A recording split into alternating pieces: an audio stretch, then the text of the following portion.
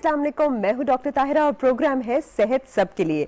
ईद के 3 दिन गुजर चुके हैं, आखिरी संडे है, कल से सब ने काम पे जाना है। हम सब ने खूब सारा गोश्त खाया, कल यहाँ पे भी गोश्त लाई थी वो भी खाया।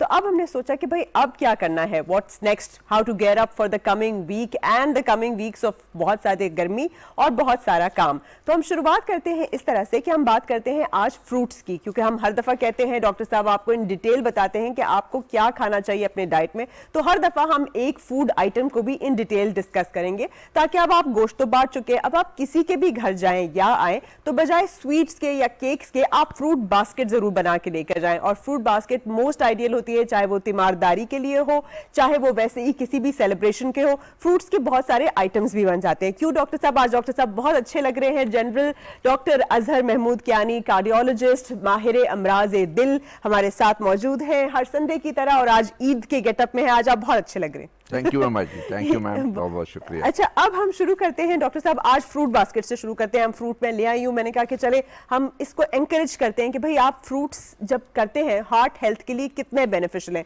तो फॉर एग्जांपल हम शुरू करते हैं अपने बनाना से। तो बनानास में पोटेशियम होता है और पोटेशियम आपके ब्लड प्रेशर को बहुत ज्यादा लोअर करने में हेल्प करता है। तो जितने भी लोग स्पेशली बीपी के मरीज हैं, उन्होंने तो बहुत दबा के गोश्त खाया होगा, वो भी नमक से भरा हुआ गोश्त, तो उनका बीपी भी शूट अप हो गया होगा। तो थोड़ा सा उनको गाइड कीजिए कि उन्होंने करना क्या है।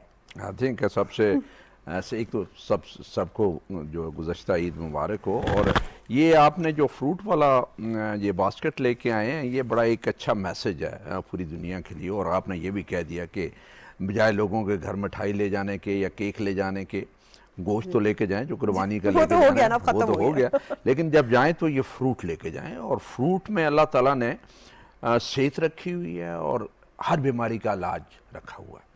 देखिए, हर फ्रूट, एक फ्रूट नहीं, हर फ्रूट में एंटीऑक्सीडेंट्स होते हैं और उसमें कुछ ऐसी चीज़ें होती हैं जो कि बीमारियों के जो सेल्स हैं उनको मार देते हैं। किलिंग उनका एबिलिटी होती है। अगर कहीं किसी का कोई इनिशियल स्टेज में कैंसर भी डेवलप हो रहा है, तो ये जब जाते हैं आप फ्रूट खाते हैं तो इसमें चंद एलिमेंट्स ऐसे होते हैं जाके उस कैंसर सेल्स को मार देते हैं। और हार्ट के लिए ये बहुत अच्छे होते हैं। और कहते हैं कम से कम दिन में 4-5 दफ़ा ज़रूर फ्रूट खाना चाहिए, बेशक सुबह एक हो। और जो फ्रूट अवेलेबल है, सस्ता है, जो आप अफोर्ड कर सकते हैं, ज़रूरी नहीं है कि महंगा फ्रूट हो। यस, केले की अपनी तासीर है, सेब की अपनी तासीर है, लीची की अपनी तासीर है, माल्टे की अपनी है, आम की अपनी तासीर है।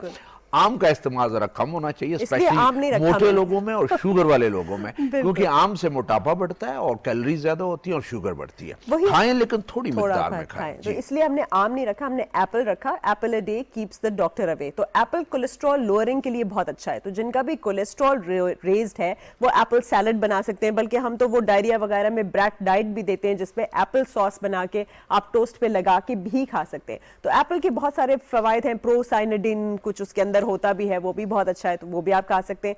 डॉक्टर साहब, थोड़ा सा लोगों को ये बताइए कि जैसे फॉर एग्जांपल ब्रेकफास्ट है, उसके अंदर तो आप फ्रूट सैलड बना के खा लें, फ्रूट का जूस निकाल लें, जैसे ग्रेप फ्रूट जूस है बहुत अच्छा है, वो निकाल लें। फिर जब आपकी दोपहर का एलिमेंट है, दोपहर का लंच है या डिनर है, उसके अंदर वो फ्रूट को किस तरह से इनकॉर्पोरेट करें। देखिए, उसमें या तो फ्रूट सैलड वाला सिस्टम होना चाहिए, फ्रूट का एक पीस होना चाहिए। देखिए, आपके ऐसा होना चाहिए कि घर में भी, और अगर आप ऑफिस में भी हैं तो ऑफिस में भी आपकी एक फ्रूट बास्केट होनी चाहिए, या फ्रूट पड़ा होना चाहिए, या एप्पल पड़ा हो या बनाना पड़ा हो। और वहाँ पे जब आपको भूख लगे तो बजाय ये कि आप बेकरी की कोई चीज़ खाएं, बिस्किट, केक या ऐसी कोई चीज़ खाएं, या मैंने सैंडविचेस खाएं, तो उससे बेहतर है कि आप फ्रूट खाएं, जो कि आपकी सेहत के लिए बहुत। बच्चों का लंच बॉक्स आप देखिए, वेस्ट में तो मैंडेटरी होता है कि आप उसमें स्वीट्स वगैरह नहीं रख सकते। You have to keep 1 fruit, 1 cheese steak, something like that. जी देखें, अब शुरू में तो ये जितना जंक फूड था बच्चों को सुबह ब्रेकफास्ट में बाहर अमेरिका में या वेस्ट में देते थे, अब वो चीज़ ख़त्म कर दी उन्होंने। क्योंकि वो जो जंक फूड है, जिसमें कोल्ड ड्रिंक्स है, जिसमें पिज़्ज़ा है, जिसमें फ्रेंच फ्राइज है, इससे मोटापा बहुत ज़्यादा होता है। और मोटापा इस हद तक बढ़ गया पूरी दुनिया में, और स्पेशली अमेरिका और वेस्ट में इतना बढ़ गया, हमारे यहाँ भी बहुत ज़्यादा है, कि ये खाने की वजह से बढ़ता है। अगर आपका खाना सादा खुराक हो और जिसमें शुगर का कम इस्तेमाल हो, इस तरह की जो जिनमें कैलोरिक वैल्यू ज़्यादा होती है, जिसमें चिप्स हैं, फ्राइड चीज़ें हैं, जिसमें आपके बर्गर्स हैं, जिसमें कोल्ड ड्रिंक्स है, वो जब होते हैं उससे तो काफ़ी ज़्यादा उससे वज़न बढ़ता है। और वज़न को कम, और सारी बीमारियों का जड़ जो है वो मोटापा है। उसमें शुगर है, आपको ब्लड प्रेशर है, हार्ट अटैक है, फॉलेज है, जोड़ खत्म हो जाते हैं, चला नहीं जाता, सांस फूलता है, दिल की धड़कन तेज हो जाती है, थोड़ा सा चलते हैं, आपसे बात नहीं होती, आप खाना खाते हो तो आपका सांस फूल जाता है। उससे बचने के लिए ये बड़ा ज़रूरी है कि फ्रूट और सब्ज़ी का इस्तेमाल ज़्यादा, गोश्त का इस्तेमाल कम, और ये जो जंक फूड है इसको खाने में कभी कभार खाने में कोई हर्ज नहीं है, लेकिन I think once in 2 weeks, 2 हफ्ते में एक दफ़ा कर लें, और वंस इन अ मंथ कर लें। और हमारे बच्चे जो आजकल जो होते हैं ना, जिस माँ बाप ने भी जब जान छुड़ानी होती है, बच्चों को गाड़ी में बैठाया तो मैकडोनल्ड पहुंच गए, KFC पहुंच गए, हो जाएगा खान खा वो आपके पीछे पड़ जाएंगे अब। नहीं, इसलिए कि ये माँ बाप की रिस्पॉन्सिबिलिटी, ये उनकी जिम्मेदारी बनती है कि बच्चों की सेहत का ध्यान रखें और उन्हें वो खुराक ना खाएं जहां मोटापा जन्म ले, और वो मोटापा उनकी सारी उम्र के लिए बीमारियों की जड़ बन जाए, और सारी उम्र कोई ना कोई बीमारी में लगी हुई हो। अगर आप चाहते हैं कि अपने बच्चों को इन बीमारियों से बचाना है तो उनकी खुराक का इतना ध्यान रखें कि उनकी खुराक जो हो वो उसकी ग़िज़ाइयत तो हो, लेकिन मोटापे वाला अंसर उसमें नहीं होना चाहिए। और बच्चों को खेल कूद पे ज़्यादा उन्हें तरजीह देनी चाहिए कि ताकि जाएं शाम को खेलें, कोई ना कोई स्पोर्ट्स खेलें, ताकि वो फिजिकल एक्टिविटी उनकी चलती रहे और मोटापा ना हो। बेसिकली आप बच्चों को अट्रैक्ट करने के लिए, क्योंकि बच्चे फास्ट फूड की तरफ जाते हैं, और जैसे डॉक्टर साहब ने कहा कि प्रोसेस्ड मीट जो होता है या रिफाइंड फ्लावर, जो आप मैदे के वो बर्गर बने होते हैं, अंदर वो पैटी होती है, पिछले कितने वेस्ट प्रोडक्ट से वो बनी होती है, और उसके अंदर वो जो सॉसेज होती हैं उसके अंदर भी डाइज और आर्टिफिशियल फ्लेवर्स और ऐसी बहुत ज़्यादा स्वीट वाली कैलोरी वाली ड्रिंक्स होती हैं जो बेसिकली सिर्फ और सिर्फ मोटापा और दिल के अमराज को करती हैं। तो बच्चों को अट्रैक्ट करने के लिए आप स्मूदीज बना सकते हैं, योगर्ट मतलब दही के अंदर मिला सकते हैं, उसके सूफले बना सकते हैं, आइसक्रीम बना सकते हैं बिल्कुल ओरिजिनल फ्रूट और हनी के साथ, या फिर आइस लॉलीज बना सकते हैं। फ्रूट के साथ बेशुमार ऑप्शंस मौजूद हैं, आप इनकॉर्पोरेट करें अपने डाइट के डिफरेंट हिस्सों में तो आप खुद भी एंजॉय करेंगे और न्यूट्रिशियस भी रहेंगे। हमने बात तो की डॉक्टर साहब फ्रूट की, लेकिन बहुत सारे लोगों ने बदपरहेजी खूब की इन 3 दिनों में, और ना सिर्फ बदपरहेजी की बल्कि दवाई भी साथ छोड़ दी, एंड एज अ रिजल्ट उनको काफी ज्यादा लोगों को चेस्ट टाइटनेस भी फील हो रही है, बहुत ज्यादा सांस भी फूल रही है, उनको ठंडे पसीने भी आ रहे हैं, पसीना वैसे गर्मी से भी आ रहा है और ठंडे भी आ रहे हैं। तो फिर ऐसे लोगों के लिए आप क्या कहते हैं कि फौरन वो क्या क्या करें कि अभी भाई वो बच सकें? अब उन्हें कहें कि आज के दिन ना खाएं, अपनी डाइट लाइट रखें, लिक्विड डाइट अपनी रखें, कम खाएं। हाँ, आई थिंक जैसे आपने बात की कि ओवर ईटिंग की वजह से, बदपरहेज़ी की वजह से, दवाइयाँ बंद करने की वजह से बहुत सारे लोग इस वक्त इमरजेंसी में पहुंच चुके हैं और उनको तकलीफ़ के साथ पहुंचे। किसी को हार्ट अटैक हो गया, किसी का अंजाना दोबारा आ गया, किसी को फेलियर हो गया, किसी का ब्लड प्रेशर कंट्रोल ख़राब हो गया और किसी को स्ट्रोक हो गया। और ये हुई है, ये एक्चुअली ये चीज़ें जो इमरजेंसी जो इन दिनों में आई हैं वो आई हैं। अब ये चाहिए कि अब आपको चाहिए कि अगले चंद दिन जो है कुछ ना खाएंगे या कम खाएं और अपनी दवाइयों की खुराक एडजस्ट करें। अगर आप जो पहले दवाई खा रहे थे जिससे आपके सिम्टम्स कंट्रोल थे और आपका दर्द वर्द का आराम था और दोबारा दर्द होना शुरू हो गया, तो इसका मतलब है गड़बड़ हुई है। और अब आप अपनी डोज जो है अपने डॉक्टर साहब से मशवरा करके उसकी डोज एडजस्ट करें। कई दफ़ा जो दिल की दवाइयाँ होती हैं, खुराक चंद दिनों के लिए बढ़ानी पड़ती है, और जो ही आपके सिम्टम्स कंट्रोल होते हैं तो फिर आहिस्ता आहिस्ता उसकी डोज कम कर दी जाती है। अच्छा, ये जो चेस्ट पेन या जिसे हम एंजाइना कहते हैं उसकी किस्में होती हैं जो एक कुछ काम करने से ज़्यादा हो रही है, वो हमने सुना है ना, अनस्टेबल, स्टेबल, प्रिंस मेटल, थोड़ा सा इसका फ़र्क बताएं ताकि लोगों को पता हो कि जो उनकी चेस्ट पेन है वो वाकई दिल का दर्द है और हम कैसे उसे डिफ्रेंशिएट कर सकते हैं। देखिए, एक होता है कि आपको एक मेयड होता है कि जी के आपको प्रेडिक्टेड होता है कि आप इतना चलेंगे तो आपको दर्द शुरू हो जाएगा, इतना खाएंगे तो आपको दर्द शुरू हो जाएगा, सीढ़ियाँ चढ़ेंगे तो दर्द शुरू हो जाएगा, गुस्सा करेंगे, ऊंचा बोलेंगे तो दर्द होगा, वजनी चीज़ उठाएंगे तो दर्द होगा। यस, वो तो आप काम रोक सकते हैं, यानी कि वो नहीं, आप जहाँ आपकी हद है वहाँ पे रुक जाएं और वहाँ से अगर दर्द होता है तो वो काम ना करें या आप अपनी दवाई ले लें। लेकिन एक दर्द ऐसा होता है जो कंटिन्यूस चलता है, आप रेस्ट भी करते हैं, बैठ भी जाते हैं, खाया भी नहीं होता, लेकिन फिर भी दर्द चढ़ होता है, वो बड़ा ख़तरनाक दर्द होता है, इसे हम अनस्टेबल एंजाइना कहते हैं। और ये ज़्यादातर फिर कन्वर्ट हो जाता है हार्ट अटैक में अगर इसका फौरी इलाज ना किया जाए। जब आपको ऐसा दर्द शुरू हो जाए तो जैसे हमने पहले इमरजेंसी किट का बताया हुआ है कि आप डिस्प्रिन की एक गोली चबा के खा जाएं और जुबान की एंजिसिड रखें और फिर 5-7 मिनट इंतजार करें। अगर आपका दर्द नहीं ठीक होता तो एक और एंजिसिड जुबान के नीचे रख लें और तीसरी एंजिसिड के बाद नहीं आता तो भागें और फौरन अस्पताल में इमरजेंसी में पहुंचे जहां पे दिल की बीमारी का इलाज किया जाता है, जहां पे डायग्नोस किया जाता है, ताकि आपको हार्ट अटैक ना हो, उस हार्ट अटैक से बचा। देखिए, हम जब जाते हैं हॉस्पिटल में और ये डॉक्टर को जाकर दिखाते हैं तो मकसद ये होता है कि हार्ट अटैक जब होता है तो हार्ट को डैमेज करता है।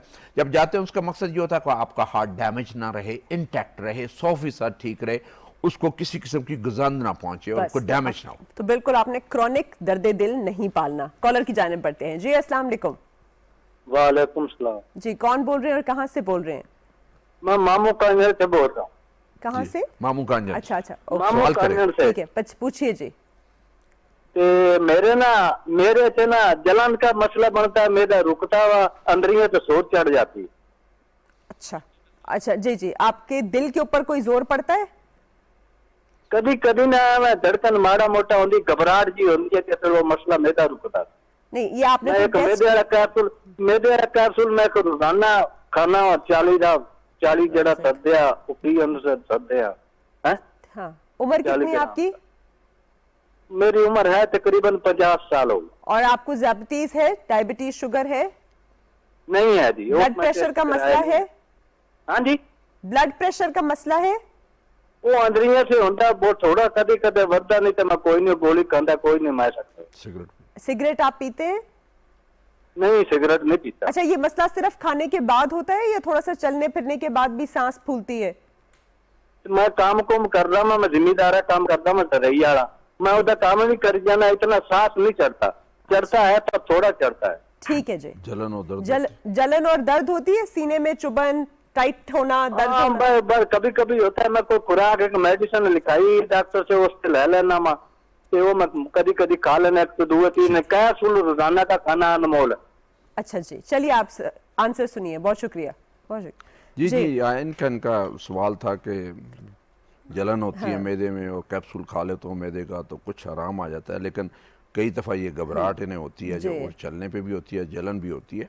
तो ये मैदे वाला मसला तो इनका हो गई होगा, लेकिन साथ ही इनको दिल का मसला भी लगता है। इन्हें चाहिए कि अपने डॉक्टर साहब जो वहाँ पे स्पेशलिस्ट हैं, कि मामू कांजन में कोई भी मेडिकल स्पेशलिस्ट है या दिल का कोई डॉक्टर है, उनके पास चलें, इनकी ईजी वगैरह हो जाए और वो ब्लड प्रेशर भी चेक कर ले, शुगर भी इनकी चेक कर ले, बाकी टेस्ट भी इनके कर लें, तो ये पता चले कि दिल की तकलीफ तो नहीं है। क्योंकि बहुत सारे लोगों को दर्द नहीं होता, जलन होती है, और वो जलन कई दफ़ा मैदे से शुरू होती है और सीने के पीछे से ऊपर तक आती है, गर्दन तक, जबड़े में या बाजू में आती है, और साथ घबराहट होती है और सीने में दर्द नहीं होता, और यही आपके सिम्टम्स होते हैं जो हार्ट अटैक के होते हैं। तो इसको लाइटली या आप ऐसे इग्नोर, नज़रअंदाज ना करें। डॉक्टर साहब के पास जाएं, जाके उनसे दवाई लिखवाएं, टेस्ट अपने करवा लें। अगर वो क्लियर हो जाए कि ये मैदे की तकलीफ है तो फिर तो ठीक है, अगर नहीं है मैदे की तकलीफ तो जो वो दवाइयाँ आपको तजवीज़ करें वो दवाइयाँ शुरू कर दें। और बिल्कुल मैदे के ऊपर भी हाथ हौला रखें, बहुत ज़्यादा गोश्त और तरियों वाले सालन बिल्कुल नहीं खाने, थोड़ा थोड़ा भूख रख के खाना है, वक्फे से खाना है,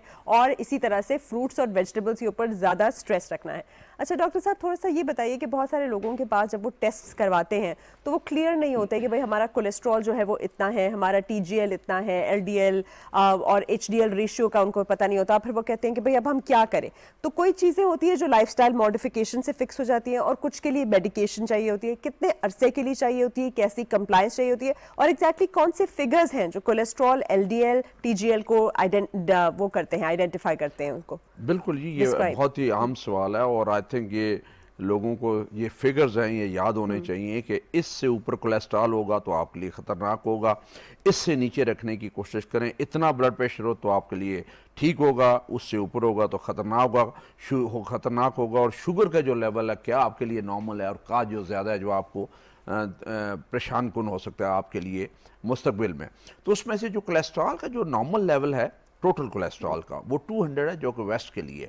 लेकिन मैं अपनी जो साउथ ईस्ट एशिया वाले जो लोग हैं, जैसे हमारा इलाका है सब कॉन्टिनेंट का बड़े सगीर वाला, इसमें मैं ये समझता हूँ कि 150-60 जो है टोटल कोलेस्ट्रॉल होना चाहिए, इससे ऊपर ना जाए। LDL कोलेस्ट्रॉल जो है वो आपका 100 के करीब होना चाहिए। जिनको हार्ट की बीमारी नहीं, जिनको हार्ट की बीमारी है उनका 70 से कम होना चाहिए। HDL लेवल 40 से ऊपर जो कि अच्छा कोलेस्ट्रॉल है वो 40 से ऊपर होना चाहिए। और जो ट्राइग्लिसराइड है जो कि एक चर्बी की एक किस्म है जिसका risk as compare to cholesterol या LDL कम होता है, लेकिन फिर भी इसका रिस्क होता है, इसको हमेशा 200 से नीचे ही रखना चाहिए। और अगर थोड़ा बहुत ऊपर चला जाए तो आप उसको अपनी डाइट जिसमें तरी वाली चीज़ ना हो, फ्राइड चीज़ें ना हो, फैट वाली ना हो, तो उसे कंट्रोल करके और वॉक करके इसको आप बगैर दवाई के कंट्रोल कर सकते हैं। और फ्रूट बास्केट आपने ज़रूर इनकॉर्पोरेट करनी है। अगला कॉलर जी, अस्सलाम वालेकुम। अस्सलाम वालेकुम, मैं लाहौर से बोल रहा हूँ जी, अख्तर जी। बताइए अफसर साहब। अच्छा, अपने डॉक्टर साहब से ये पूछना था कि मैं वो मेरा ना बाईपास हुआ था 2017 में जी, तो अब कोई 1 महीने से ना वो दवाइयाँ वगैरह मैं लेता हूँ, अपने नोक्लाट वगैरह, डिस्प्रिन और बेरीबोल सुबह के टाइम और शाम के टाइम उन्होंने दी थी। एक तो वो कैस्ट्रॉल की दी थी और एक दी थी ट्राइकैट।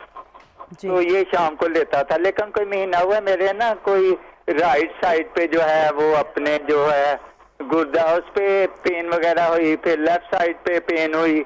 उसके बाद मैंने जाके उन्हें को दिखाया अपने जो पेशाब वाले हैं, जी। तो उन्होंने बताया कि आपके गुर्दे में ना राइट साइड पे जो है ना वो एक झिल्ली आ गई है। तो जो शाम की दवाइयाँ थी कैस्ट्रोल वगैरह किटकैट वगैरह ना वो मैंने छोड़ दी है। तो पेशाब में जलन भी आती थी। तो ये क्या दवाइयों का असर है या वैसे कोई? ठीक है, आपकी उम्र भी बता दें। मेरी है 69 से ऊपर है जी। 69, ठीक है। और डायबिटीज, शुगर? नहीं जी वो नहीं है। Okay. Blood pressure, blood pressure? Blood pressure बस यही उन्होंने डॉक्टर साहब ने मेरे जो कार्डिक के हैं उन्होंने यही एडजस्टमेंट की थी। थैंक यू जी। आप मामूली सा, यानी इतना नहीं है। ओके जी, बहुत शुक्रिया, बहुत थैंक यू। डॉक्टर साहब, बड़ा इंटरेस्टिंग सवाल है कि ये गुर्दों पे अगर असर हो रहा है किसी दवा का और गुर्दों के डॉक्टर ने सजेस्ट की कि दवा छोड़ दें, तो फिर हार्ट को कैसे संभाले और गुर्दे को मेरा कैसे? नहीं ख्याल कि डॉक्टर साहब ने सजेस्ट अच्छा, किया खुद ही दवाई कर- छोड़ दें, इन्होंने खुद ही छोड़ दी कि अच्छा। शायद उसका गुर्दे पे असर होता है। देखिए जितने भी इन्होंने दवाइयाँ नाम लिया है इन्होंने, वो दवाइयाँ इनके लिए सेफ हैं और ये ले सकते हैं, उसमें कोई परेशानी वाली बात नहीं, उनमें से किसी का भी गुर्दे पे कोई असर नहीं होता। That's very देखो उसमें एक आई थिंक इन्होंने शायद नाम लिया था ट्राइकार्डन, जी। वो एक फालतू दवाई है, हाँ, हाँ, वो तो उसको छोड़ दें। बाकी बेरीलाल है, एस्प्रिन है, नोक्लाट है और कोलेस्ट्रॉल के लिए जो दवाई ले, ये दवाइयाँ लेते रहे। अभी जब बाईपास आपका 2017 में हुआ तो हम नॉर्मली कोशिश हमारी ये होती है कि 2 ब्लड थिनर होते हैं, एक डिस्प्रिन होती है और एक क्लोपिडोग्रेल होती जी। है, नोक्लाट, डोप्लेट किसी इसी नाम से आती हैं। उनमें से आप 1 साल के बाद सिर्फ डिस्प्रिन पे आ सकते हैं और नो क्लॉट वगैरह ये बंद कर सकते हैं। अच्छा। अगर आपके डॉक्टर ने, आपके सर्जन ने या आपके कार्डियोलॉजिस्ट ने तजवीज़ किया किसी वजह से डबल एंटीप्लेटलेट, तो फिर तो ठीक है। लेकिन साल के बाद हम जिनका बाईपास हो और जिनको स्टेंट डला हुआ हो, उनमें से एक जो ब्लड थिनर होते हैं वो हम बंद कर देते हैं और डिस्प्रिन को हम कंटिन्यू करते हैं और नो क्लॉट या लो प्लेट जो है क्लोपिडोग्रेल को हम बंद कर देते हैं। तो 3 गोलियां इनके लिए जरूरी हैं, बेरीलाल ये ले लें, डिस्प्रिन ले लें और तीसरी कोलेस्ट्रॉल ले लें, बस। उसके अलावा कुछ और करें। और गुर्दों पे इनका किसी का कोई असर नहीं होता। गुर्दों की अपनी वजह होगी। हाँ, अगर इनका ब्लड प्रेशर ज्यादा है तो वो एक वजह होती है कि अगर आपका ब्लड प्रेशर 140-90 से ऊपर जाता है तो फिर उसका डैमेजिंग मुज़र असरात जो है वो आपके गुर्दे पे होते हैं और आपका यूरिया और क्रेटिनिन या बढ़ना शुरू हो जाता है, गुर्दे डैमेज होते हैं। तो डॉक्टर साहब, ये बड़ा एक इंटरेस्टिंग पॉइंट है क्योंकि आजकल लोग जो है ना अपने आप को वेब से जो है वो एजुकेट करते हैं और सोचते हैं कि हम डॉक्टर बन गए। उसमें वो जो है ना वो इन सारी दवाइयों के साइड इफेक्ट्स तो पढ़ लेते हैं, पर ये नहीं पढ़ते कि उसकी वजह से जो वो उस प्रॉब्लम की वजह से जो उनको हो सकता है। तो आप थोड़ा सा इसके ऊपर स्ट्रेस कीजिए कि जब ब्लड प्रेशर अनकंट्रोल्ड होता है तो वो कौन कौन सी कॉम्प्लिकेशंस हो सकती हैं अगर आप दवाई ना लें तो। जी देखें, ये बहुत ही ज़रूरी सवाल है और वो हमारे नाजरीन जिनको ब्लड प्रेशर है या जिनकी फैमिली में ब्लड प्रेशर है उनको ये बात गौर से सुननी चाहिए कि अनकंट्रोल ब्लड प्रेशर, अनकंट्रोल का क्या मतलब है कि जब आपका ब्लड प्रेशर 140-90 या इससे ऊपर जाएगा तो आपको नुकसान पहुंचाना शुरू कर दे। और कहाँ का नुकसान पहुंचाता है? 4 बड़ी इंपॉर्टेंट ऑर्गन्स हैं जहां पे नुकसान पहुंचाता है और उसमें से सबसे पहले दिमाग की नालियां, फिर आंख को नुकसान पहुंचाता है, आपको अंधापन हो सकता है, फिर आपको स्ट्रोक जो वो हो सकता है और हार्ट के ऊपर नुकसान पहुंचाता है, हार्ट अटैक, हार्ट फेलियर हो सकता है और फिर लास्ट में गुर्दे जो है वो फेल करना शुरू कर देता है। अब जब आपका ब्लड प्रेशर 24 घंटे में से 140-90 से ऊपर रहेगा तो लगातार आपको डैमेज कर रहा है, गुर्दे भी डैमेज कर रहा है, आंखें भी डैमेज कर रहा है, ब्रेन भी डैमेज कर रहा है, दिल भी डैमेज कर रहा है। इससे बचने के लिए ज़रूरी है कि आप अपना ब्लड प्रेशर 140-90 से नीचे रखें, चाहे आपको दवाई इस्तेमाल करनी पड़े, चाहे आपको एहतियात इस्तेमाल करनी पड़े, चाहे नमक का कम इस्तेमाल करना पड़े, आधा घंटा रोजाना पैदल चलें, वजन को कंट्रोल करके रखें। बिल्कुल, और पोटेशियम रिच जो फ्रूट्स हैं उनका इस्तेमाल करें। जी, अस्सलाम वालेकुम। वालेकुम सलाम जी, कौन बोल रहे हैं और कहाँ से बोल रहे हैं? मैडम, मैं यासिर अजीम बात कर रहा हूँ मुल्तान से। मुझे ना डॉक्टर से सवाल करना था। जब कम जनवरी को ना 6 माह पहले मुझे अटैक हुआ था, स्टंट डला है, 40 साल मेरी उम्र है। हालांकि मुझे शुगर या ब्लड प्रेशर किसी किस्म का कोई इशू नहीं था। फैमिली हिस्ट्री है उसकी, क्या कहते हैं, वालिद साहब को भी था दिल का आर्जा, वालदों को, भाई को भी।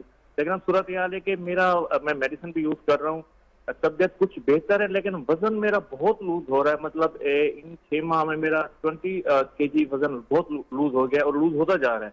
और इसके बाद थोड़ा सा ये बता दें कि थोड़ा सा बात टाइम हल्का सा पेन होता है सीने में, पीछे कंधे वाली साइड पे। डॉक्टर साहब से ये पूछना था, इस वाले से थोड़ा सा बता दें। ओके, ठीक है, कौन सा अटैक हुआ था? हार्ट अटैक हुआ था अच्छा, इनको ठीक। हार्ट आपने कुछ कराया था इसमें? एंजियोप्लास्टी कुछ हुई थी आपकी? जी एंजियोप्लास्टी हुई थी और एक स्टंट डाला था। अच्छा, एक स्टेंट भी डाला था।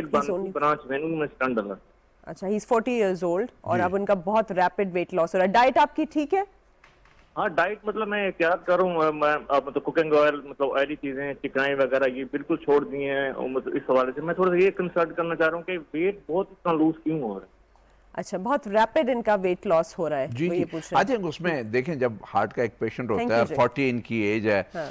और एकदम आपको एक चीज स्ट्राइक करती है, आपको हार्ट हाँ, अटैक होता है, stress तो में। सडनली आपका खाना पीना आपका काफी हद तक, जो आप जंक भी खा रहे थे, हाँ। फ्राइड चीजें भी खा रहे थे, गोश्त भी खा रहे थे, वो अचानक वो कम होता है और उसकी वजह से वेट के ऊपर, जो कि अच्छा बात है कि ये एहतियात कर रहे हैं और उसकी वजह से इनका वेट जो है वो काफ़ी कम हुआ है। लेकिन ये जानने के लिए कि या यह देखने के लिए कि कोई और वजह तो नहीं है, एहतियात के अलावा कोई और वजह तो नहीं है जो जिसकी वजह से इनका जी। वजन कम हो रहा है, तो उसमें से बाकी टेस्ट जो है, थायराइड के टेस्ट, चेस्ट का एक्सरे, LFTs, हेपेटाइटिस बी और सी, ये सारी की सारी चीज़ें करवा लें, अल्ट्रासाउंड पेट का करवा लें, देखने के लिए कोई और वजह तो नहीं है, लगती नहीं है कोई और वजह है। थायराइड वैसे as a 40 year old heart attack हो जाए वैसे ही बहुत स्ट्रेस हो जाता है इंसान बहुत को, स्ट्रेस हो तो जाता है, उसकी और वजह से भी। आपका खाना खाने को दिल ही नहीं फिर करता, आपका हर एंजियोप्लास्टी खाना जो हुई है है वो उनकी। लगता है कि जी कि इसमें मेरे दिल के लिए कोई ऐसी मुज़िर चीज़ तो नहीं है, तो बंदा बहुत हद तक अपने खाने को कम कर देता है। और जो अच्छे लोग, जो कॉन्शियस किस्म के लोग हैं, वो जो परवाह नहीं करते, वो तो फिर उसमें भी खाए जाते हैं, उसमें नहीं रोकते। लेकिन ये आई थिंक इनको ये टेस्ट अपने करवा लें तो होपफुली आई थिंक इनका कोई और कोई मसला नहीं निकलेगा। लेकिन ज़्यादातर हमारे जो मरीज़ हमारे पास रोज़ाना आते हैं और वो जब अपनी डाइट को कंट्रोल करते हैं तो उनको पता चलता है जी कि वो कितना जंक खा रहे थे, जो ही उन्होंने अपनी डाइट कंट्रोल किया तो एकदम उनका वजन जो है वो लूज होना शुरू हो गया और सही अपने नॉर्मल वजन पे आ गए हैं। और मैं आपको ये बताता चलूं कि जितना कम वजन होगा आपके दिल के लिए बहुत अच्छा होगा। हाँ। मेरा ख्याल है आप बस अपना मसल बिल्डिंग करने के लिए थोड़ा सा जिम वगैरह ज्वाइन कर लें, थोड़ी सी टोन अप करने के लिए कर लें। देखिए, उसमें से भी मैं आपको बताऊंगा कि जो दिल के मरीजों के लिए जो बेस्ट एक्सरसाइज है वो चलना है, वॉक है। जिम में जब जाएं तो ट्रेडमिल तो करें, और बाकी जो मसल बनाने के लिए आपकी जो एक्सरसाइज होती हैं, मसल टोन अप, वो 5-10 मिनट से ऊपर नहीं होनी चाहिए। अच्छा। वो आपके दिल के अगेंस्ट जाती हैं और आपके दिल के लिए अच्छी नहीं होती। वो टोन अप करने के लिए, मसल जो है वो शेप बॉडी को देने के लिए तो ठीक है, लेकिन वो थोड़ी टाइम के लिए होनी चाहिए। ज़्यादा जो आपको होना चाहिए पैदल चलना, और ओपन में चले, बाहर पार्क में या ग्राउंड में चलें तो आपके लिए ज़्यादा बेहतर है। लेकिन अगर वो आपको टाइम नहीं मिलता, बारिश है, तो फिर आप बेशक ट्रेडमिल करें। बारिश तो अल्लाह करे हो जाए जी। नेक्स्ट कॉलर जी, अस्सलाम वालेकुम। अस्सलाम वालेकुम जी, कौन बोल रहे हैं, कहाँ से? जी, मैं कराची से एजाज मुजफ्फर बोल रहा हूँ। जी, पूछिए अपना सवाल। मुझे डॉक्टर जानी साहब से सवाल करना है। डॉक्टर साहब अस्सलाम वालेकुम। वालेकुम सलाम जी।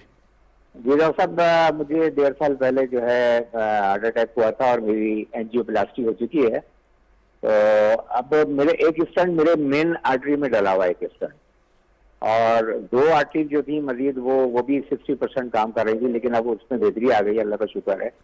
मैं ये सिर्फ पूछना चाह रहा था डॉक्टर साहब कि ये जो स्टेंट डला हुआ है मेरे, ये स्टेंट की लाइफ क्या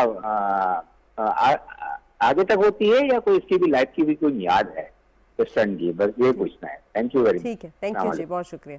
स्टेंट की लाइफ पूछे, बहुत ज्यादा लोग हमें कॉल करके कहते हैं कि भाई एक दफा स्टेंट डला लिया तो कब खराब होगा कि इसको रिप्लेस कराएं, या कैसे पता चलेगा? देखें आप, ये मैं इनसे एक चीज़ मैं पूछना चाहता था कि इन्होंने कहा कि मेरी मेन आर्टरी में स्टेंट डला हुआ। देखिए, मेन में 2 आर्टरी, एक लेफ्ट मेन स्टेम डिजीज होती है, उसमें बहुत ज़्यादा आपको एहतियात करनी पड़ती है, और एक LAD होती है। किस में स्टेंट इनका डला है? लेफ्ट मेन स्टेम में डला है या LAD में डला है? लेफ्ट मेन स्टेम की जो है ना, किलिंग एबिलिटी होती है। अच्छा, आपने एक बत एहतियाती की, एक एस्पिरिन की डोज मिस की, एक आपने क्लोपिडोग्राल की डोज मिस की, तो स्टेंट बंद हो, स्टेंट थ्रोम्बोसिस होगा, बंद होगा, और फौरन ही हार्ट अटैक और जानलेवा हो सकता है। इसलिए बड़ा ज़रूरी है कि जब आपने स्टेंट डलवाया तो फिर आपको दवाई बाकायदगी हो, ब्लड थिनर स्पेशली, उसमें से एक भी नागा नहीं होना चाहिए। खाना भूल जाएं, दवाई ना भूलें, तो ये आपके स्टेंट खुले रहेंगे। दूसरा ये सवाल था कब तक चलेगा? जब तक आप चलाएंगे। उसमें डिपेंड करता है कि जितनी देर आप एहतियात करते रहेंगे खाने में, और जितनी देर आप बाकायदगी से दवाई इस्तेमाल करते रहेंगे, exercise, dos and don'ts, weight कम करना, नींद 6 से 8 घंटे पूरी करना, सिगरेट ना पीना, शुगर ब्लड प्रेशर है तो दोनों को कंट्रोल करके रखना, फिर तो आप ठीक रहेंगे।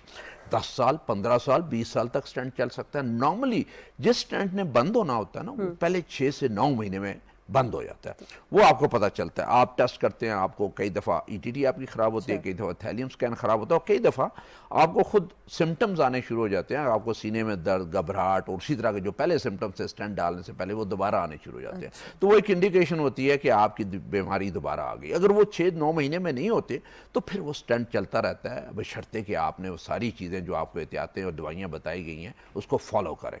तो ये 15-20 साल भी चल सकता है। और लोग हमारे पास आए जिनको 15-20 साल से स्टेंट डले हुए, अभी एंजियोग्राफी किया तो फर्स्ट क्लास 100% खुले हुए हैं। तो ये आप पे डिपेंड करता है कि आप कितने तो एहतियात आप उसका करते हैं। ख्याल कितना रखते हैं। जी अगले कॉलर। जी अस्सलाम वालेकुम। वालेकुम सलाम जी। जी कौन बोल रहे हैं और कहाँ से? अब्दुल रज़ाक इस्लामाबाद से जी। जी पूछिए अपना सवाल। अच्छा डॉक्टर साहब सलाम वालेकुम जी। जी वालेकुम सलाम। डॉक्टर साहब 2019 में मुझे स्टेंट डाले थे आपके थ्रू ही, तो आपने मुझे मेडिसिन लिख के दी थी, लो प्लेट प्लस 75 mg, हार्बेसर 90 SR, नाइट्रोमेन 2.6 mg और रोविस्टा 10 mg, ये 4 लिख के दी थी। तो मैं काफी बेहतर हूँ, लेकिन आजकल नाइट्रोमेन 2.6 मिल नहीं रही, आउट ऑफ स्टॉक है, कहीं से नहीं मिल रही। तो उस हिस्से में बताइए मैं कौन सी मेडिसिन यूज करूं? जी एक तो ये है कि अगर आपको 19 में आपने स्टेंट डलवाए थे और आज 23 चल रहे जी, हैं, 23, 23 हाँ जी, तो उसमें से 4 साल हो गए। तो मैं अगर आपको रोज़ाना का काम करते हैं, चलते फिरते हैं और आपको सीने में दर्द नहीं होता तो नाइट्रोमेट को बंद ही करते हैं। चलो हाँ, ये उसकी ज़रूरत उस वक्त तक होती है कि जब आप चलें और आपको एंजाइना हो तो फिर नाइट्रोमेंट की ज़रूरत होती है। और अगर आपका एंजाइना ख़त्म हो जाता है तो बाकी जो 3 मेडिसिन है वो आप जारी रखें। और नाइट्रोमेंट अगर कहीं ज़रूरत पड़ती है तो उसकी जगह हमारी जो दूसरी इसका नेमल बदल है वो एक सस्टैक है, SUSTAC, सस्टैक अगेन उसी स्ट्रेंथ में 2.6 मिलीग्राम में, या फिर कार्डिनेट CARDNIT कार्डिनेट जो 2.6 मिलीग्राम वो होती है। लेकिन मेरा आपको ये मशवरा है कि जहाँ पे आप दवाइयाँ अपनी कम कर सकते हैं कम करें। मेरी कोशिश ये होती है कि हार्ट का पेशेंट जिसको स्टेंट डला हो या बाईपास हुआ हो या वैसे दोनों में से कोई चीज़ ना हो लेकिन दवाइयों पर चल रहा हो, तो 3 दवाइयों से ऊपर ना हो, हतल इम्कान यही कोशिश होती है जब तक कि सिम्टम्स उसके ऐसे होंगे जिसमें हमें दवाई ऐड करनी पड़े। तो 3 दवाइयाँ ये बड़ी ज़रूरी होती हैं, ये आप लेते रहें। बाकी नाइट्रोमेंट, सस्टैक या कार्डिनेट ऐसी कोई गोली है तो उसको अगर हम बंद कर सकते हैं उसे बंद कर देते हैं। थैंक यू जी, बहुत शुक्रिया। डॉक्टर साहब आपने बहुत अच्छी बात की कि बस 3 दवाइयों की ज़रूरत हो और सिर्फ अननेसेसरी मेडिकेशन ना लें। हमारे यहाँ ये ट्रेंड है कि डॉक्टर जितनी बड़ी लिस्ट देता है उतना ज़्यादा वो इम्प्रेस होते हैं और फिर उसको बहुत सारी मेडिकेशन, तो ओवर मेडिकेशन के ऊपर भी बात करें। और आजकल जो बहुत ज़्यादा पेशेंट्स वापस आते हैं वो कहते हैं कि ये अवेलेबल नहीं, वो अवेलेबल नहीं, और जो आपका बेसिकली फार्मासिस्ट होता है वो कहने लगता है आप ये ले लें। एक कॉलर लेते हैं, फिर इस बात पे मुझे आपसे क्वेश्चन पूछना है। जी अस्सलाम वालेकुम। जी अस्सलाम वालेकुम। वालेकुम जी कौन साहब कहाँ से बोल रहे हैं? जी, अब्दुल रज़ाक बात कर रहा हूँ जी, लाहौर से। जी बोलिए। तो वो मैंने ना 7 माह हो गए, मैंने ऑपरेट कराया था, अपना 2 बाल बंद थे और मेन जो लाइन थी ना वो डैमेज थी। तो वो बाईपास मैंने कराया था ये यहाँ से, जी लाहौर से ही। जी जी तो वो हुआ ऐसे कि उसके बाद ना मेरे वो बाहर वाले जो जख्म है ना जी वो बिल्कुल ठीक है, जी और अंदर से जो हड्डी जो काटी होती है ना उसमें वो जो है ना वो उसके टांगे खुल गए। ओके अब मुझे प्रॉब्लम ये है कि मैं जब बोलता हूँ तो वो भी हिलते हैं, सारी अंदर से हिलती है, एक दूसरे से टकराती है, तकलीफ होती है। तो वो मैंने प्रोफेसर से बात की, डॉक्टर से बात, एक डॉक्टर कहता था कि दोबारा इसको खोलेंगे तो टाँके लगा देंगे, तो दूसरा डॉक्टर कहता है ये बड़ा खतरनाक काम है। अब मैंने ये मशवरा करना था कि ये मैं कराना, क्योंकि मैं 7 माह से कोई काम नहीं कर सका, बेड पे ही हूँ। ओहो और मैं मुझे ये बताएं कि आपको जब टांके डले थे तो एक तार जो है वो सीने में डालते हैं, वो तार आपकी अभी तक अंदर है या आपने तार निकलवा दी थी? नहीं, तार अंदर ही है, मैंने दोबारा ऑपरेट नहीं कराया अभी। अच्छा, तार अंदर ही है, वो जो उसकी ना पता नहीं 2 या 3 पता नहीं ये किस तरह की इसकी होती है स्टिचिंग, लेकिन वो जो है ना खुल गया हुआ है अंदर से। नहीं देखें, जब तार लगी होती है तो नॉर्मली जब ऑपरेशन होता है तो 3 महीने के बाद सारी हड्डियां जुड़ जाती हैं, कोई हड्डी जुड़ी नहीं होती। और ये तार का मकसद ही ये होता है कि उन दोनों को मिला के ताकि आपकी हीलिंग और आपकी हड्डियां जुड़ जाएं। तो अगर तार जुड़ी है तो हो सकता है कि आपको इस तरीके से महसूस होता हो कि हड्डी जो है वो खुल गई है, लेकिन ऐसा होता ना हो। ये आपके जो सर्जन जिन्होंने ऑपरेशन आपका किया था वो आपको बेहतर तरीके से बता सकते हैं कि उन्होंने आगे फर्दर क्या करना। कई दफ़ा है कि आपको महसूस ऐसे होता है कि हड्डी खुल गई, लेकिन ऐसा होता नहीं है। और कई दफ़ा आपको चलने से, खांसने से, सांस लेने से या हिलने जुलने से आपको थोड़ी सी तकलीफ होती है, जो कि नॉर्मल है, उसमें आपको परेशान होने की ज़रूरत नहीं है। कुछ मरीज़ ऐसे होते हैं जो इससे बहुत ज़्यादा कॉन्शियस हो जाते हैं कि उनके अंदर ये जो है हड्डी जो है वो जुड़ी नहीं है, उसे ये तकलीफ हो रही है, और वो कई दफ़ा उसका नफ्सियाती उसका बीच में इफेक्ट होता है, और कई दफ़ा वाकई उसका प्रॉब्लम होता है। तो ये जो चीज़ है आपके बेहतर, जो आपके सर्जन जिन्होंने आपकी सर्जरी की थी और जिन्होंने टांके लगाए थे, वो बेहतर तरीके से आपको बता सकते हैं। चलिए, थैंक यू वेरी मच। जी डॉक्टर साहब, आपने वो मेडिसिन की बात कर जी। रहे थे। देखिए, मैं हमेशा जो देखता हूं कि जहां पे नुस्खा बहुत बड़ा होगा और दवाइयां बहुत ज्यादा होंगी, तो हो सकता है कि मरीज को इतनी बीमारी तो ना हो, लेकिन उन दवाइयों की हो वजह से जाएगी। उसे बीमारी लग गई हो। तो इसलिए हमेशा मरीज को चाहिए कि जब डॉक्टर साहब के पास जाए, कई दफा होता है कि इमरजेंसी होती है, प्रॉब्लम्स होते हैं, डॉक्टर साहब वो मेडिसिन लिख देते हैं कि उसमें आराम आ जाए। जब आराम आ जाए 2 हफ्ते महीने के बाद जब जाते हैं, तो आहिस्ता आहिस्ता दवाइयाँ कम होनी शुरू हो जाती हैं, और कोशिश होती है कि कम से कम दवाइयों पे आखिरी नुस्खा आ जाए। तो इसलिए कई दफ़ा मरीज़ की दवाई बंद करने से उसके मसले ठीक हो जाते हैं। जो ज़रूरी दवाइयाँ नहीं हैं उनको बंद करें, तो कई दफ़ा जो उसके साइड इफेक्ट्स हो रहे हैं उससे मरीज़ तंग हो रहा होता है, और वो जब वो बंद करते हैं तो मरीज़ कंफर्टेबल हो जाता है और उसको आराम आ जाता है। तो ये मिनिमम जो मेडिसिन ज़रूरी है, देखें दिल के मरीज़ों के लिए 3 मेडिसिन बहुत ज़रूरी होती है। खून पतला करने वाली एस्प्रिन, कोलेस्ट्रॉल कम करने ज़रूरी है, एक बीटा ब्लॉकर या फिर एक एस इनहिबिटर जो है वो ज़रूरी होती है। ये 3 मेडिसिन जो ज़रूरी है। इसके अलावा आहिस्ता आहिस्ता जो फालतू मेडिसिन है सारी की सारी बंद हो, उनका कोई फ़ायदा नहीं होता। ठीक है, आप ये सुन लीजिए, जस्ट द नेसेसरी मेडिकेशन। जी अस्सलाम वालेकुम। Next caller. जी नेक्स्ट कॉलर की तरफ बढ़ते हैं। जी कौन साहब, कहाँ से बोल रहे हैं? मैं जावेद जल्दीत से अर्ज कर रहा हूँ। जी बताइए, क्या मसला आपका? डॉक्टर साहब से पहले तो मुझे सलाम चाहिए डॉक्टर साहब को। अस्सलाम वालेकुम। वालेकुम सलाम जी। बाकी 2 साल पहले सर मैंने पहले आपसे बात की थी, 2 साल पहले मैंने स्टैंड लाया था इस्लामाबाद में, जी तो अल्लाह के फजल से अभी ठीक ठाक हूँ, लेकिन कुछ गोलियां ज्यादा खाता हूँ सर। मैं आपको पहले माइकाइडिन, क्लोपिट, अच्छा कार्डिनेट, उसके बाद सविस्टो, और ये गोलियां तकरीबन 4-5 गोलियां सर ये खा रहा हूँ। तो कुछ डाइट कम हो सकता है, और इसके अलावा ये है सर के खाने में, डाइट में क्या क्या लस्सी और ये दही वगैरह प्याज खा सकते हैं? जी, एक दवाई का आपने नाम लिया, मायोकार्डिन का। जी सर। मायोकार्डिन मैंने कभी नहीं लिखी, ना ट्राइकार्डिन। ये दवाइयाँ ऐसी है जिसे मैं परहेज करता हूँ, और ये इन दवाइयों को क्योंकि मरीज को कोई फायदा नहीं होता तो इसलिए मैं नहीं लिखता। मायोकार्डिन आप सबसे पहले वो बंद करें। बाकी जो मेडिसिन आपने बताई है उसमें से स्वेस्ट्रो या इस तरह की मेडिसिन है, तो आप कोई स्पाइरोमाइड या पेशाब आवर गोली भी लेते हैं? नहीं सर, मैं तो बस वो कार्डिनेट है, सविस्टो है जी, और उसके अलावा मतलब क्लोपिट है। जी। स्प्रिंट ज्यादा था, आप क्लोपिट खा रहा हूं। ये आप लेते रहें, बेशक लेते रहें। और आपका एको हुआ होगा, और उस एको में आपका इजेक्शन फ्रैक्शन कितना था, आपका दिल कितने % काम कर रहा था? ठीक ठाक था, दिल में कोई मसला नहीं था। तो हो सकता है कि हमें देख के, आपको देख के जो स्वेस्ट्रो गोली है वो भी हमें शायद बंद करनी पड़े। तो बाकी जो मेडिसिन आप लेते रहे, बाकी दूध दही आप बिल्कुल आप इस्तेमाल कर सकते हैं, लेकिन दूध का 1 गिलास बगैर मलाई के आप रोजाना ले सकते हैं, और दही का एक छोटा जो प्याला है, बाउल है, वो आप दही का रोजाना खा सकते हैं, बशर्ते कि आपने ऊपर से वो मलाई वगैरह उतारी हो। गोश्त छोटा गोश्त खा सकते हैं सर? 3 दिन हफ्ते में गोश्त किसी भी शक्ल में हफ्ते में 3 दिन खा सकते हैं। आपके इलाके में बड़ा गोश्त ज्यादा खाया जाता है, बड़ा गोश्त आपने 2 महीने में 1 दफा खाना है, छोटा गोश्त 1 दफा, 1 दिन मुर्गी और 1 दिन मछली, बस 3 दिन गोश्त, बाकी दिन दालें सब्जियां। अच्छा, तो ये मायोकार्डिन क्या करें सर? मायोकार्डिन बंद कर दे। छोड़ दें। ये मेडिसिन, इसका कोई फायदा चलिए, नहीं, बहुत सिवाय ये शुक्रिया, कि आप thank अपने you। पैसे वैसे फेंक रहे होते हैं इस मेडिसिन पे। अच्छा डॉक्टर साहब, बहुत सारी इस तरह के सप्लीमेंट्स आए हुए हैं मार्केट के अंदर जो ऑथेंटिक नहीं है, जो हर्बल के नाम पे फॉर्मुलेशंस हैं, इसी में जैसे ट्राइकार्डिन है, हेपामर्स, बहुत सारे इस तरह के बहुत सारे नाम हैं। तो आप थोड़ा सा इन लोगों को, सारे हमारे जितने व्यूअर्स उनको बताइए कि जो कुश्ते या इन नामों से चीज़ें बेची जा रही हैं उसमें ना पड़ें, क्योंकि ये तो ज्यादा आ जाते हैं विद लिवर फेलियर और वो सारा कुछ, और उसके ऊपर असर हो जाता है। देखिए, ये तो बिल्कुल क्वैकरी होती है ना। हाँ। किसी ने माजून है, तिब्बे नबी के नाम से शुरू हाँ। किया हुआ है, खुद ब किसी खुद ने ही। कुछ और हर्बल मेडिसिन शुरू की हुई हैं।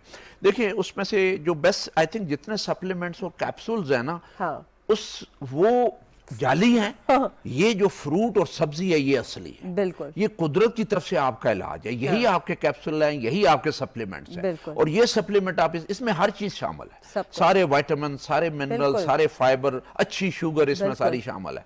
तो ये जो चीजें हैं ये आप खाएंगे तो सप्लीमेंट, कोई भी सप्लीमेंट है उससे ये बहुत बेहतर है। जो असली और कुदरती हालत में है वो आपको फायदा देखिए पहुंचाती है। कितनी अच्छी बात उन्होंने की कि फ्रूट्स, नट्स, सीड्स, जो भी चीज ऑर्गेनिक और खालिस है वो आपके लिए अच्छी है। इसके अंदर पॉलीफेनॉल हो गए, एंटीऑक्सीडेंट, कॉपर, मैग्नीशियम, मैंगनीज, सारे जितने ट्रेस एलिमेंट्स हैं वो भी इसके अंदर मौजूद है। अगला कॉलर जी अगले कॉलर की जाने बढ़ते हैं। अस्सलाम वालेकुम, कौन साहब कहाँ से? अस्सलाम वालेकुम मैम, मैं अली बोल रहा हूँ कराची से। मेरे डॉक्टर साहब से क्वेश्चन है। जी पूछिए प्लीज। डॉक्टर साहब से क्वेश्चन ये है कि मेरी ना 2020 में मैंने एक मेरी एंजियोग्राफी हुई थी, ईसीजी में चेंजेस आई थी तो उसमें उन्होंने एंजियोग्राफी की थी, तो उसमें उनका वो एलएडी लिखा हुआ था, moderate disease in mid course. तो फिर उसी और आरसीए लिखा हुआ था डोमिनेंट, पीडीए हैज माइल्ड, इस तरह माइल्ड डिजीज इस तरह कुछ लिखा हुआ था। तो उसके बाद मुझे फिर डॉक्टर साहब ने 3 मेडिसिन एडवाइस की। मैं अभी वो उस दिन से खा रहा हूँ, लोप्रीन मॉनिटर सुबह खा रहा हूँ और रात को मैं लिपिकेट खा रहा हूँ। अभी मैम मैंने रिसेंटली एक टेस्ट किया था टीएसएच का, तो उसमें मेरा टीएसएच ज्यादा आ गया था 13.2। तो मैं ये डॉक्टर साहब से पूछना चाह रहा था कि इसका ये हार्ट का ये जो सब क्रिटिकल कैड लिखा हुआ था उसमें इससे कोई ताल्लुक है इसका, या वैसे ही इसका मतलब कोई डिजीज? ये कौन सा टेस्ट करवाया था आपने? मैंने सर ये कराया था सीरियम टीएसएच कराया था, मुझे डॉक्टर साहब ने एडवाइस किया था। अच्छा अच्छा। मैं थैरोक्सिन ले रहा हूँ, तो अभी तो ये पहले 16 था, फिर 13 पे आया, अभी ये मैंने रिसेंटली कराया तो 6 पे आ गया, क्योंकि मैं थैरोक्सिन सुबह 1 ले रहा हूँ डेली। देखें आपकी इतनी ज़्यादा बीमारी नहीं है, एलएडी में मॉडरेट डिजीज़ है और माइनर डिजीज़ आपकी राइट की जो है उसमें है। तो आप जो 3 मेडिसिन ले रहे हैं फर्स्ट क्लास, आपको ये 3 मेडिसिन नहीं लेनी चाहिए और उससे ऊपर नहीं जाना चाहिए। हाँ, अनलेस के आपको अभी ये 20 की बात कर रहे हैं, अभी 3 साल हो गए आपके एंजियोग्राफी को, तो उसमें से हो सकता है कि ऐसा ऐसा कई दफ़ा बीमारी प्रोग्रेस करे और ये ब्लॉकेज आपकी बढ़ती चले जाए। लेकिन उसका फिर एक ही इंडिकेशन आपको आएगा कि आप चलेंगे जो नॉर्मल रूटीन में चलते हैं तो आपको दर्द सीने में आना शुरू हो जाए, जिसे हम अंजाइना कहते हैं, या कोई काम काज करें या खाना खाएं पेट भर के तो उससे आपको खाना जो है दर्द हो सकता है, या वजनी चीज़ उठाने से हो सकता है। अगर वो नहीं होता तो ये 3 मेडिसिन बहुत ज़्यादा है। नहीं है तो अगर वो दर्द कहीं शुरू होता है तो डॉक्टर के मशवरे के साथ नाइट्रेट्स जो बाकी मेडिसिन हैं उसमें से नाइट्रोमेंट होगी, सस्टैक होगी या कॉर्डिनेट, इसमें से कोई मेडिसिन शुरू कर सकते हैं। लेकिन फिलहाल आपको कोई एक्स्ट्रा मेडिसिन शुरू करने की ज़रूरत नहीं है। ये 3 मेडिसिन आपके लिए बहुत अच्छी हैं और आपकी बीमारी खुद बोलना शुरू होगी। अगर बढ़ेगी और आपको तकलीफ होना शुरू हो जाएगी फिर दवाई को रिवाइज करने की ज़रूरत होगी। अदरवाइज इस वक्त फर्स्ट क्लास माशाल्लाह आपका सही सिलसिला चल रहा है। चलें, thank you very much. Next caller जी, कौन साहब कहाँ से? राजा रियासत बात कर रहा हूँ जफराबाद से। जी पूछिए अपना सवाल। जी अपना सवाल पूछिए। जी 2016 मुझे ब्रेन हेमरेज हुआ था। ओके मेरी उम्र उस वक्त 41 और 42 चल रही थी। ठीक है। इस वक्त मैं 50 ईयर का हूँ।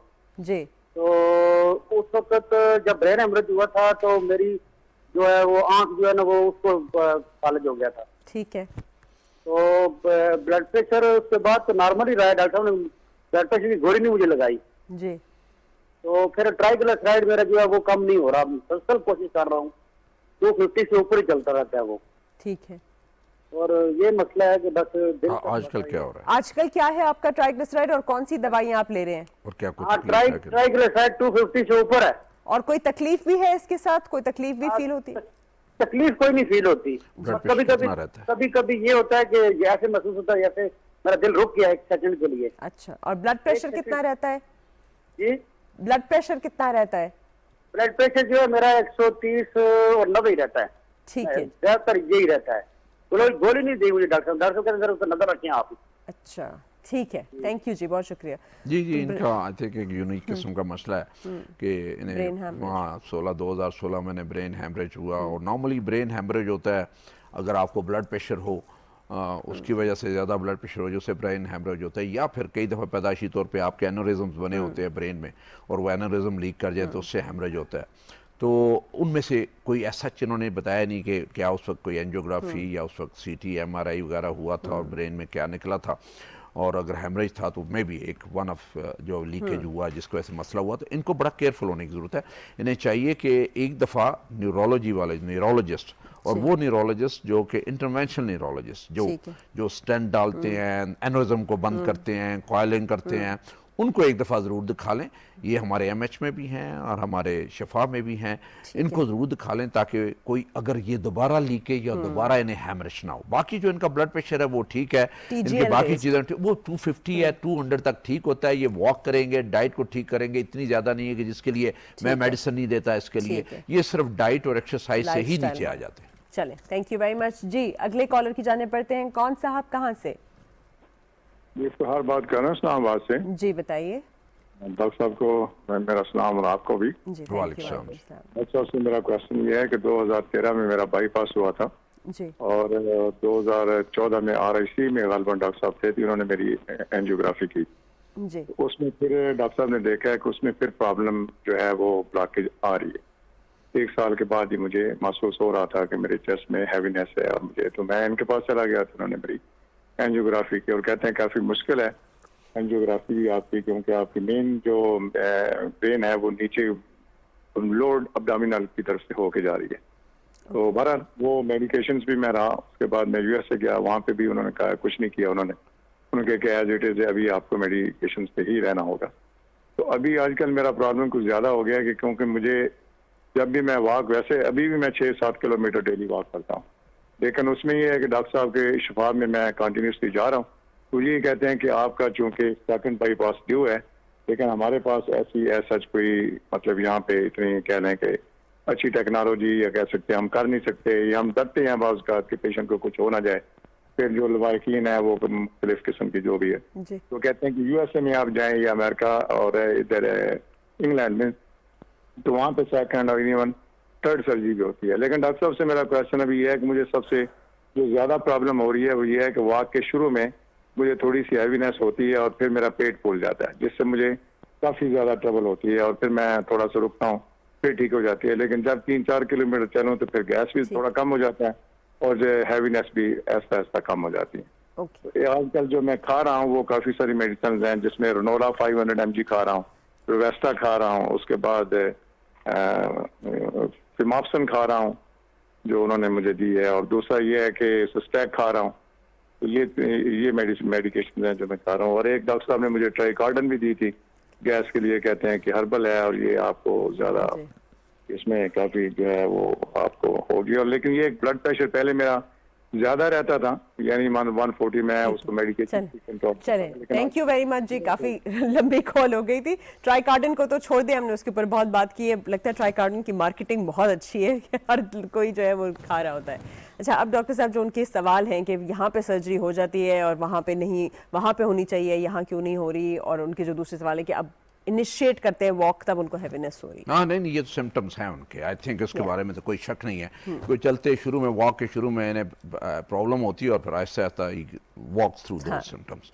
तो उसमें आई थिंक इनको मे बी कि अभी मुझे पूरी रिपोर्ट मिले कि इनकी जो दोबारा एंजियोग्राफी हुई उसमें क्या आर्टरीज का क्या हाल था और क्या दोबारा इनकी कोई बाईपास या ऐसी कोई चीज़ हो सकती है, ये एंजियोप्लास्टी हो सकती है। आई थिंक हो सकती होती तो कोई ना कोई कहता जी कि ठीक है ये कर देते। ये ऐसा केस होगा जिसमें से मेडिकल मैनेजमेंट पे ही उन्होंने इत्तफाक किया होगा कि मेडिसिन के साथ ही सिम्टम्स कंट्रोल करें।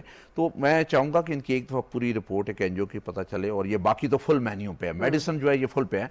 सो ट्राई ट्राइकार्डन के, ट्राइकार्डन को आप बेशक बंद कर दें, बाकी रेनोला, नाइट्रेट्स, बीटा ब्लॉकर्स, एस्प्रिन और बाकी जो स्टैटिन है वो ये जारी रखें, और कोशिश ये करें कि अपनी जो वॉक है उसकी स्पीड शुरू में ज़रा स्लो रखें, थोड़े से वार्म हो तो फिर ग्रेजुअली वार्म अप करके फिर बिल्डअप करें। या फिर एक और है कि चलने से पहले 5 मिनट पहले ज़बान की चेंजेस से रख लें ताकि आपके इनको शुरू में ये पेन ना हो। अच्छा डॉक्टर साहब, इसमें भी बताइए, इन्होंने ये बोला कि भाई हमें बाहर इलाज कराना पड़ेगा, यहाँ मौजूद नहीं है, तो मेरे तो ख्याल है यहाँ पे प्रीटी मच एवरीथिंग बहुत अच्छी मौजूद है कि नहीं? यहाँ पे देखें 2-3 चीज़ें, यहाँ पे हर तरह का इलाज। अब ऐसा है कि एंजियोप्लास्टी बाईपास में कोई ऐसी चीज़ नहीं है जो पाकिस्तान में ना होती और बाहर होती है, बल्कि यहाँ पे अच्छे और बेहतर तरीके से होती है। और दूसरा ये है कि कई दफ़ा होता है कि सेकंड या थर्ड बाईपास का होता है, यस उसमें से कई दफ़ा होता है हमारे सर्जन्स हैं जो कि ज़्यादा उसमें एक्सपीरियंस ना हो और सेकंड बाईपास या थर्ड बाईपास में मोर्टेलिटी या मॉर्बिडिटी वो ज़्यादा हो, यानी उसमें मसले ज़्यादा हो जाते हो, उसमें सर्जन फिर खुद बता देता है। और सर्जन भी कोशिश करता है कि एहतियात करता है कि अगर वो कंफर्टेबल नहीं फील कर रहा सर्जरी करने में तो मरीज़ को खुद ही बता देता है। तो उसमें से मेडिसिन होती हैं। देखिए बाईपास में एक बेसिक रूल है कि हर बाईपास को सबसे पहले कोशिश करें दवाइयों से ठीक करें। अगर दवाइयों के सारी दवाइयां आपकी फेल हो जाएं तो फिर नेक्स्ट आप एंजियोप्लास्टी और बाईपास का सोचें। Conservative and then you go to surgical. जी अस्सलाम वालेकुम, कौन साहब कहाँ से? जी वालेकुम सलाम जी सर, मैं कोटा से गुलाम हुसैन बोल रहा हूँ जी। जी पूछिए। जी जनाब, मेरी उम्र है 65। जी तो मैंने 2021 में डॉक्टर असद सलाम साहब से जो है ना वो स्टेंट दिलवाए हैं, 2 स्टेंट मुझे डलते हैं। जी तो अभी मैं लुपरेट खा रहा हूँ और कंकोर खा रहा हूँ और लिपिगेट खा रहा हूँ। जी ये 3 दवाइयाँ मैं खा रहा हूँ। मैं ये डॉक्टर साहब से ये पूछ रहा है कि ये मैं दवाई जो खा रहा हूँ ये ठीक है? बाकी मुझे शुगर है, शुगर का मैं इंसुलिन लगा रहा हूँ, तो शुगर भी मेरी 2 से कोशिश करता हूँ कि कम ही रहे। गोली भी साफ शुगर की खा रहा हूँ। तो कोई तकलीफ तो नहीं है? पूछना क्या तकलीफ तो मुझे कोई खास नहीं है। ये कह रहे हैं कि मैं कंटिन्यू करूं इनको कि नहीं करूं? बिल्कुल, Thank you very आप much. बहुत शुक्रिया। बहुत अच्छी दवाइयाँ ले रहे हैं। 3 दवाइयाँ आप बाकायदगी से लें, ये आपके लिए अच्छी दवाइयाँ हैं। शुगर अपनी जो है कंट्रोल करके रखें, आपकी सुबह की शुगर 120 से ऊपर ना जाए और शाम खाने से पहले शुगर 160 से ऊपर ना जाए। बस ये आपका गोल होना चाहिए कि इतनी मैंने शुगर रखनी है। तो बाकी दवाइयाँ माशाल्लाह आपकी फर्स्ट क्लास है। ठीक है, जारी रखें दवाइयाँ। थैंक यू जी, बहुत शुक्रिया। अच्छा डॉक्टर साहब, इन दिनों में बहुत सारे लोग जो है ना वो पाटा टिक्का और वो जो शिनवारी है उसको दुम्बे की चर्बी में बना के जो है वो खा रहे हैं, और फिर उन्होंने वो जो चर्बी थी उसको बाकायदा कैन्स में टिन्स में रख भी लिया है कि आप उसमें खाना पकाएंगे। तो आप थोड़ा सा ये जो इस तरह की सैचुरेटेड फैट्स हैं इसकी, और इसको रिपीटेडली कुक भी करते हैं, उसी चर्बी के अंदर पकाते हैं, इसके जो नुकसानात हैं ये थोड़ा सा बताएं। बहुत ज़्यादा जी, सबसे ज़्यादा जो ख़तरनाक चर्बी है या वो एक लार्ड जो है, ये वाली जो चर्बी है ये बहुत ही ख़तरनाक। ये जब चली जाती है तो आपके बड़ी जल्दी जज़ब होके आपकी आंतों में से आपके खून में चली जाती है और आपके खून को सफूफ बना देती है। वो इतना गाढ़ा हो जाता है और इतना थिक हो जाता है कि उसके लिए नालियों में से चलना मुश्किल हो जाता है, और फिर वो नालियों में रुक के क्लॉट बनता है, जम जाता है और हार्ट अटैक कर देता है। चाहे वो दिल की नालियाँ हो या टांग की नाली में चला जाए, वहाँ पे क्लॉट बने तो टांग काटनी पड़ती है और गैंग्रीन है, स्कीमिया हो जाता है। और इसी तरह बाजू में चले जाए तो वहाँ पे हो जाता है, दिमाग में चला जाए तो आपको फॉलेज हो जाता है, और ये हर जगह पे जाता है। इसको देखें, कभी कभार एंजॉय करने के लिए तो वंस इन 3 months 2 months आप कर ले, लेकिन आजकल जो सिलसिला है ये आई थिंक ये अवॉइड करना चाहिए। हमेशा नबाताती तेल, वेजिटेबल ऑयल जो है वो बेस्ट है, और किसी भी ऑलिव ऑयल है, कनोला है, सूरजमुखी का तेल है, सरसों का तेल है, जैतून का तेल है, ये तेल, और ये भी कम मिकदार में जिसमें तरी आपको नजर ना आए। बिल्कुल। अगले कॉलर की जानिब बढ़ते हैं। जी अस्सलाम वालेकुम, कौन कहाँ से? अस्सलाम वालेकुम जी। जी कौन बोल रहे हैं? मैं अब्बास से बात कर रहा हूँ जी। जी बताइए। हेलो जी जी, अपना सवाल पूछिए। मैडम, मैं उम्रे के लिए गया था तो वहाँ मुझे अंजाना अटैक हुआ था ना जी। तो वहाँ पर मैं तकरीबन 24 आवर हॉस्पिटल में एडमिट था जी। उन्होंने कहा कि पाकिस्तान में जाकर अपना फुल चेकअप कराएं ना। फिर मैं वहाँ तब पाकिस्तान में आकर अपना पेशोर में RIM चला गया जी। RIM में मैंने अपना फुल चेकअप कराया ना, फुल मतलब है अपनी बॉडी। एंजियोग्राफी हुई? आपकी एंजियोग्राफी हुई है? सर उन्होंने कहा कि एंजियोग्राफी नहीं, उन्होंने TT मतलब जितने भी मेरे एंजियोग्राफी नहीं की ना, उन्होंने कहा जब ज्यादा दर्द हो तो फिर एंजियोग्राफी करना। अच्छा। उन्होंने मुझे मतलब मैं डोपरीन और ये दवाई है, इसका क्या नाम है मुझे बताओ। अच्छा, दवाइयाँ ये ले रहे हैं लेकिन उनकी एंजियोग्राफी नहीं की। नहीं करवानी चाहिए, इन्हें एंजियोग्राफी करवानी चाहिए। वहाँ पे अंजाना अटैक हुआ है, दवाइयाँ तो ये खाएं लेकिन एंजियोग्राफी जरूर करवाएं, क्योंकि एंजियोग्राफी एक वाहिद टेस्ट है जो 100% आपको बताता है कि आपकी कितनी बीमारी है और कौन सा इलाज आप दवाइयाँ से ठीक होगा या स्टेंट डालना पड़ेगा या कोई और इलाज करना पड़ेगा। ठीक है, thank you very much. So doctor साहब ये भी इनको बताइए ना कि जब ये लोग जैसे फॉर एग्जांपल 24 आवर्स ये रहे तो ये क्यों कतरा रहे हैं एंजियोग्राफी से? क्या रीजन क्या है, लोग क्यों कतराते हैं? वो आई थिंक थोड़ा सा प्रोसीजर से डरते हैं उससे कि ये, और लोगों को ये है कि ये बहुत बड़ा प्रोसीजर है, बड़ा सिंपल सा एक प्रोसीजर है। आपको एक सुन करके एक सुई जो है वो के उसमें से एक तार गुजार के आप होश में होते हैं, 15-20 मिनट में ये टेस्ट हो जाता है और 15-20 मिनट में आपको और डॉक्टर दोनों को पता चल जाता है कि बीमारी कितनी है, और डॉक्टर को पता है कि मैंने आगे क्या इलाज करना, और मरीज को अगर नहीं है कुछ और वैसे ही वो अपनी दवाइयां ले रहा है दिल की बीमारी की और उसकी नालियां साफ है तो पता चल जाता है, फिर आपकी दवाइयां सारी बंद हो जाती हैं। और अगर बीमारी आपको है तो आपको पता है जी आपको दवाइयां कितनी देनी है, क्या थोड़ी देनी है या ज्यादा देनी है, या फिर दवाइयों के अलावा कोई स्टेंट वगैरह की जरूरत नहीं है, बाईपास की जरूरत नहीं है। आप वो जो साल 2 साल खा के दवाई फिर एंजियोग्राफी करवाते हैं तो पता चलता है जी बीमारी तो थी नहीं इतनी ज्यादा, मामूली सी बीमारी थी और इतनी दवाइयां हमने खा ली 2 सालों में। तो इसलिए ये टेस्ट शुरू में ही करवा लेना चाहिए और शक निकाल लेना चाहिए ताकि पता चल जाए कि कितनी बीमारी है और मैंने आगे कितना इलाज करवाना। बिल्कुल, मेरा ख्याल है डॉक्टर साहब एक दफ़ा हमें आपके हॉस्पिटल भी जाके शूट करना चाहिए जहाँ पे आप ये एंजियोग्राफी एक्सप्लेन कर दें ताकि लोगों को पता हो कि इससे डरना और घबराना नहीं है। नहीं, आई थिंक जो नेक्स्ट जो हमारा प्रोग्राम होगा ना उसमें हम एनिमेशन वो आपको जो ना एक वीडियो क्लिप शूट दिखा करके देंगे, पूरा का पूरा उसमें क्लिप दिखा डिस्क्राइब देंगे। करेंगे कि कोई बड़ा सिंपल सा प्रोसीजर है, 1 डे प्रोसीजर है, उसी वक्त आप फारिग भी हो जाएंगे, दर्द भी नहीं होती और साफ पिक्चर पता लग जाती है ना कि कौन सी ब्लॉकेज कितनी है और क्या नहीं।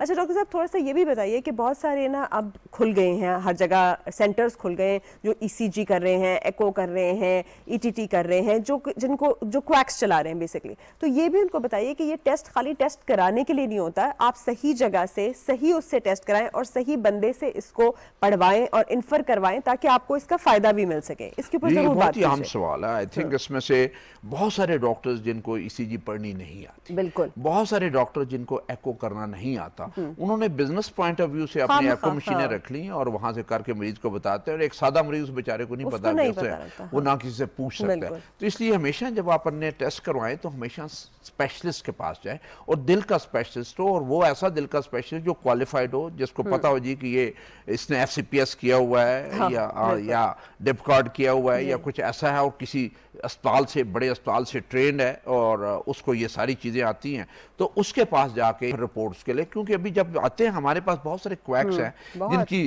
एको की रिपोर्ट्स आती हैं, उन्होंने इलेक्ट्रोड्स ही गलत लगाए होते हैं, ईसीजी में इलेक्ट्रोड्स ही गलत लगे होते हैं और वही स्ट्रिप पेपर की ऑलरेडी प्रिंटेड होती है, प्री प्रिंटेड, हर किसी पे वो चल रहा होता है और उसकी वजह से बहुत खराब। उसमें से आई थिंक ये हमारा ज्यादातर ये ड्यूटी बनती है हेल्थ केयर कमीशन की, जिनमें क्वैक्स हैं, नॉन क्वालिफाइड, अनक्वालिफाइड बंदे जो ये काम कर रहे हैं उनको पकड़ेंगे। ये आपकी स्पेशलिटी नहीं है, ना आपको पता क्या आप क्वालिफाइड है, आपके पास सर्टिफिकेट है, ट्रेंड हैं कि नहीं है, आप ये काम कर सकते हैं कि नहीं कर सकते।